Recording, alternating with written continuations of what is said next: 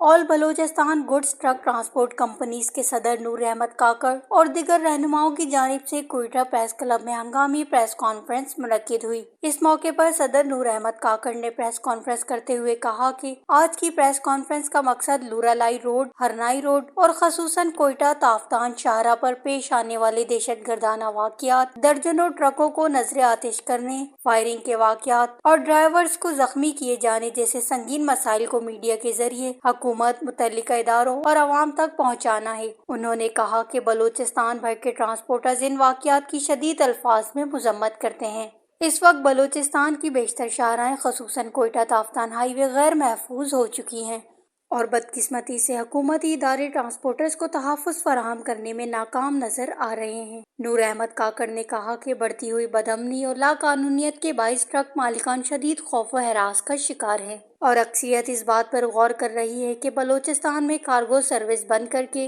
दीगर सूबों में रोजगार तलाश किया जाए। एक तरफ हुकूमत तहफ़्फ़ुज़ फराहम करने में नाकाम है। उन्होंने मजीद कहा कि अगर ट्रांसपोर्ट का पहिया रुक गया तो इसके संगीन असरात हुकूमत और आवाम दोनों को भुगतना पड़ेंगे। उन्होंने मुतालबा किया कि जिन ट्रांसपोर्टर्स को नुकसान पहुंचा है, इनके नुकसानात का फौरी अजाला किया जाए और मुतासिरा ट्रक मालिकान को कलीम की अदायगी यकीनी बनाई जाए ताकि वो दोबारा अपने कारोबार को जारी रख सकें। अगर हुकूमत ने फौरी तौर पर ट्रक मालिकान को कलीम देने और तहफ़्फ़ुज़ फराहम करने के लिए इक़दाम ना किए तो इन अनासिर के मकासद कामयाब हो जाएंगे जो बलोचिस्तान में कार्गो सप्लाई बंद करवाना चाहते हैं।